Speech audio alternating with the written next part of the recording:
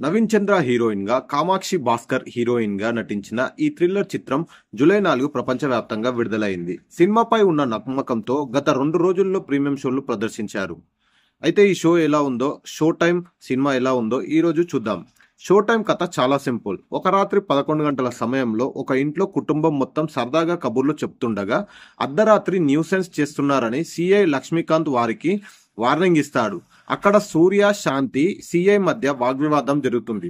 CI Lakshmikanth ఏదైనా చేస్తాడేమో అని సూర్య భయపడే సమయంలో కథ కీలకంగా మలుపు తిరుగుతుంది. ఈ కేసు నుండి వారు ఎలా భయపడ్డారు, వారికి లాయర్ వరదరాజు ఎలా సహాయం చేశాడనేది మూవీలో చూడాల్సిందే.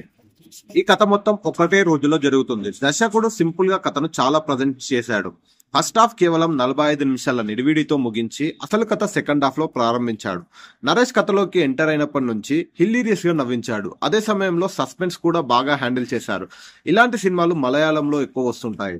అలాంటి నేపథ్యంలో ఒకే రూమ్ లో సినిమా అశాంతంగా నడిపించి ప్రేక్షకులను ఎంగేజ్ చేయడంతో దర్శకుడు మదన్ సక్సెస్ అయ్యాడు.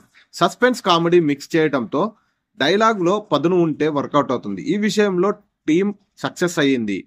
గవిరెడ్డి శ్రీనివాస్ డైలాగులు బాగా పడ్డాయి. నవీన్ చంద్ర ఇలాంటి పాత్రలకు కొత్తేమీ కాదు. ఆ అనుభవంతో సులువుగా చేసేశాడు.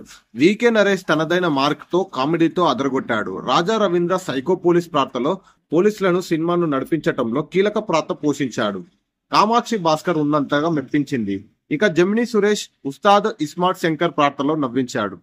శేఖర్ చంద్ర నేపథ్యం, సంగీతం చాలా బాగుంది. సినిమాటోగ్రఫీ ఓకే, నిర్మాత విలువలు బాగానే ఉన్నాయి. హిల్లీరియస్ గా నవ్విస్తూ భయపెట్టే షో టైం ఆకట్టుకునే విధంగా ఉంటుంది. ఈ సినిమాకి రేటింగ్ 3/5.